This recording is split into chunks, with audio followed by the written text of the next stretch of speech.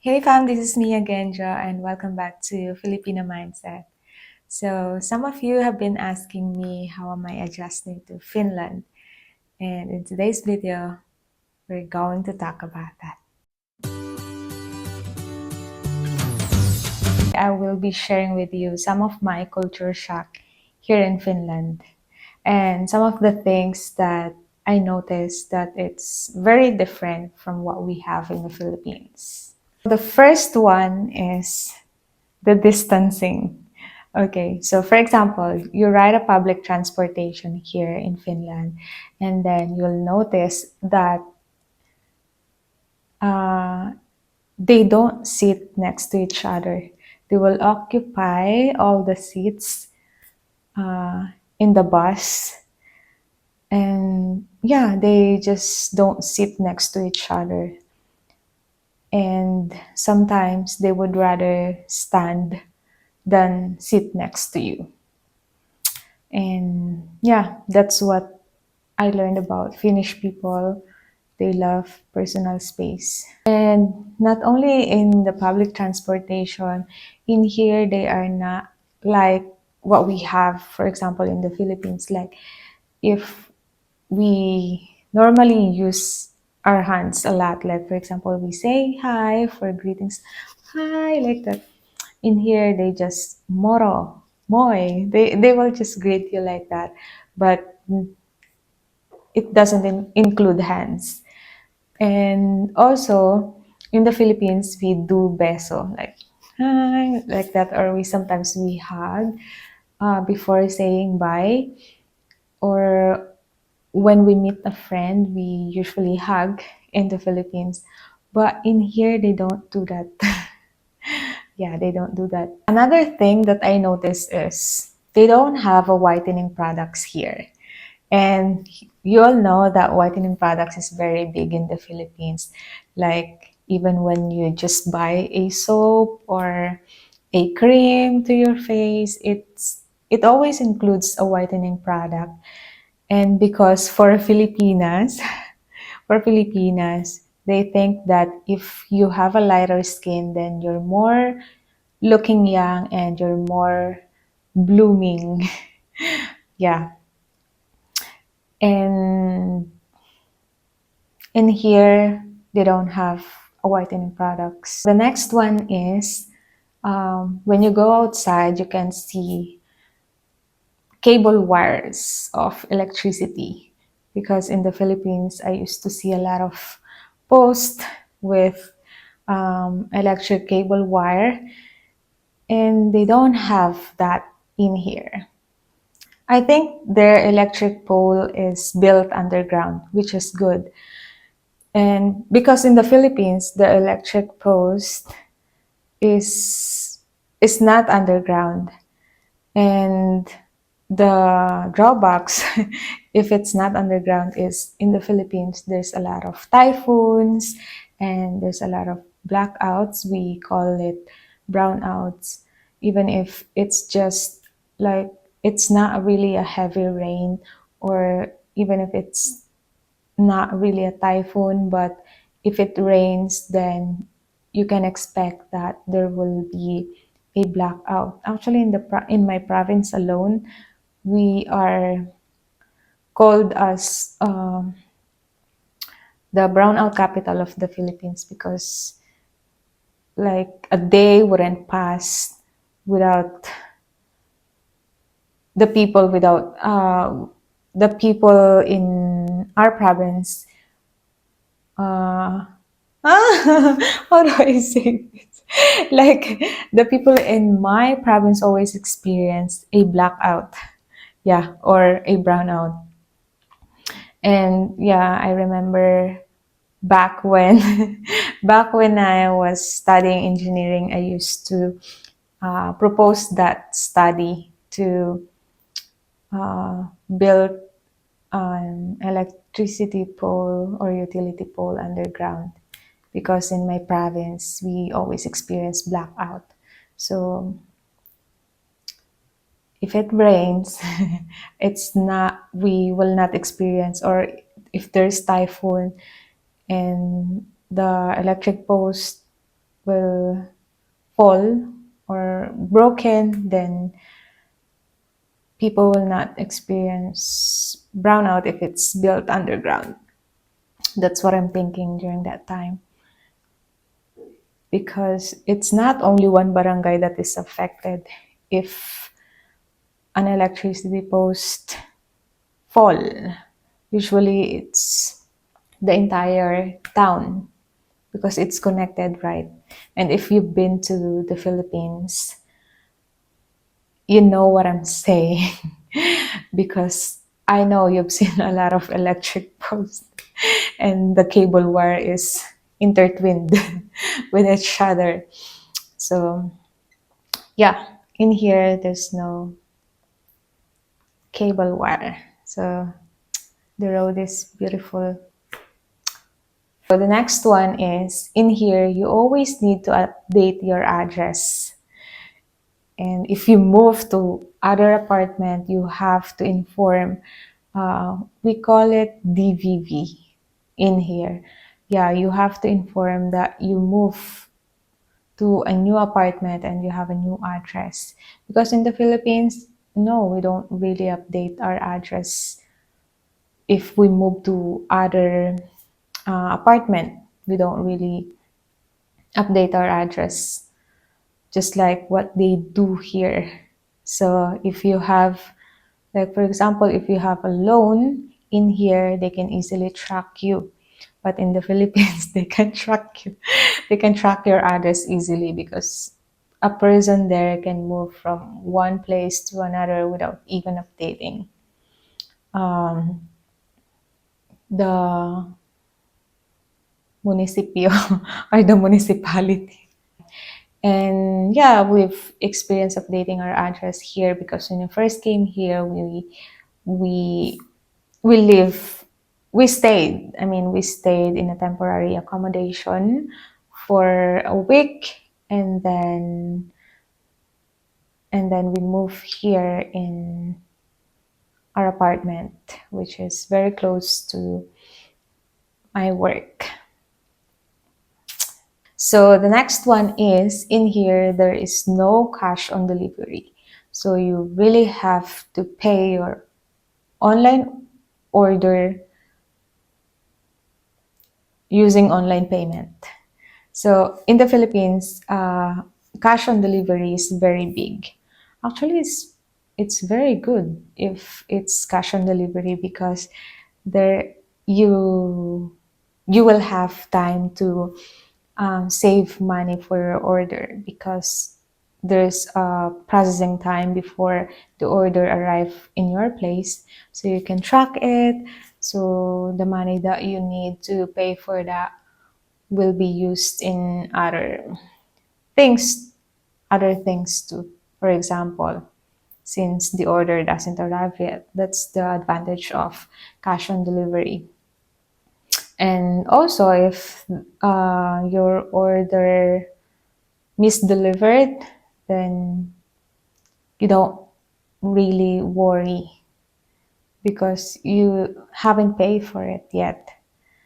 But yeah, but so far in here, I haven't experienced misdelivery yet.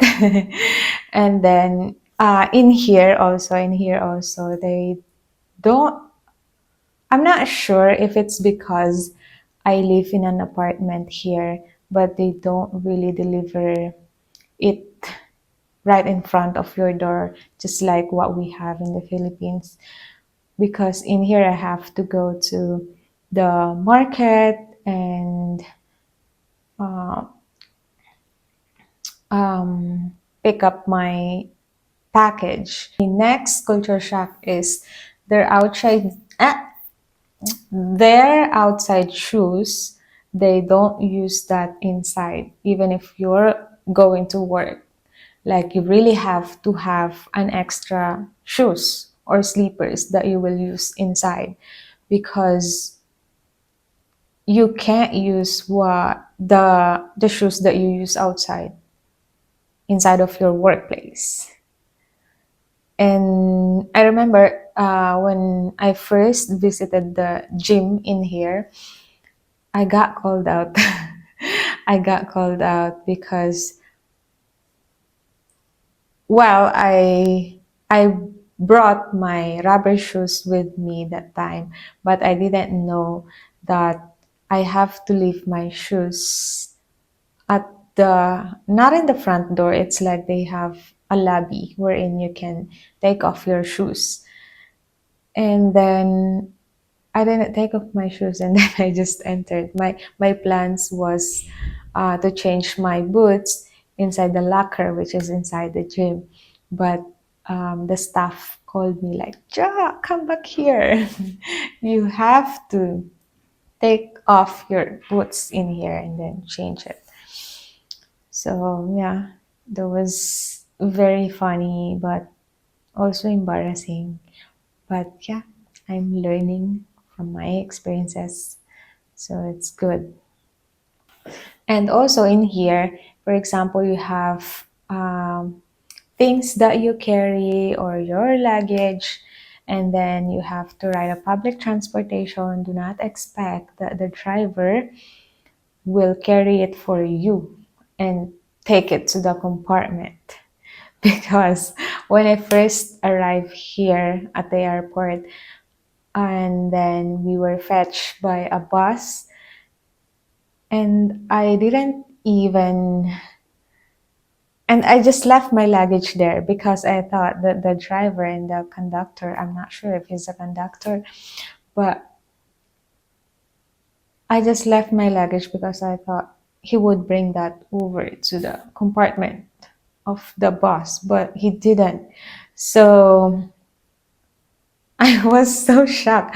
I was so shocked. So we all of us, including other Filipinas and Filipinos that is with me during that time, we carry our luggages, even if it's too heavy. So yeah, we carry it uh, and put it inside the compartment of the bus. And I realized that it's not that they are not gentlemen or something, or they are not that helpful or something. They are actually. It's just that it's not their culture. It's not their culture, because in the Philippines it's automatic. Like when someone sees you, and you're a woman, and then you're carrying a heavy things, it's like automatic that they will carry it for you. And before, back in the Philippines, I don't really make that a big deal, because that's something that's something natural. But in here, I I can't help but um, appreciate those things. Yeah, now that I'm here, I tend to appreciate the chivalry of Filipinos. But I'm not saying that they're not gentlemen or something, because if they know you, actually, if they know you, they will do it for you. I'm telling you. And it's just that they don't know you, so they think that you can do it yourself. You can carry it yourself, so why would I help you?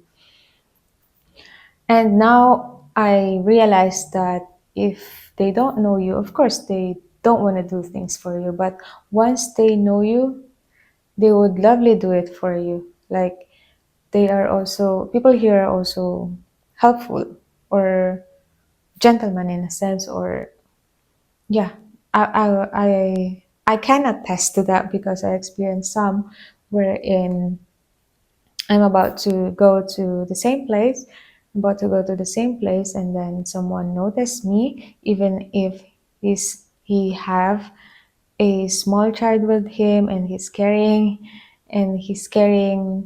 his small child, and he have 3 years old. That time he opened doors for me, and yeah, I appreciate those kind of things, because that's something that Filipino also do in the Philippines. And then I think that gesture is also the same from what we have in the Philippines. Okay, and then someone asks you, where do I work? If I work in a hospital, No, I work in a nursing home, and then I take care of an elderly people. And actually, if you're from the Philippines, even if you are a nursing graduate, when you come here, you are on the same level. Like you do the same thing. And also, because in here you have to study again to become a nurse because the education is not the same. And then yeah, so in here you will be assistant nurse. They call it assistant nurse, but in reality your job description is like of a caregiver. So you take care of the elderly, and that's what I do. And yeah, I love what I do. It makes me feel grounded, and I don't know, but I love older people. So yeah, and I really love looking at them. So yeah, it makes me excited going to work whenever I see them. Actually, I love being with them. I love being with them. Than my coworkers. I'm just kidding. Yeah, I love being with older people. And then but sometimes it's hard. What's hard is um you you have a lot of realizations that one day you'll become like them and forget about things, the people that you love and care about. So it's scary. And for example, I miss my family back home, or I miss my Lola, my grandmother, then I will just hug the residents at work. And to be honest, I love working with people who save lives. Yeah, because something happened. Something happened with me before that almost cost my life. And that's the reason why I stopped studying engineering that time. And since then, I've always wanted to work with people who save lives. I think their their work is they play an important role in the society. I feel like yeah, that's what I feel. That's what I feel. All right, so now all your questions are answered. So thank you for watching, and please do subscribe if you've been watching my channel and you haven't subscribed yet. And please click the notification bell so you will get updated on my next one. Have a great day. Bye bye.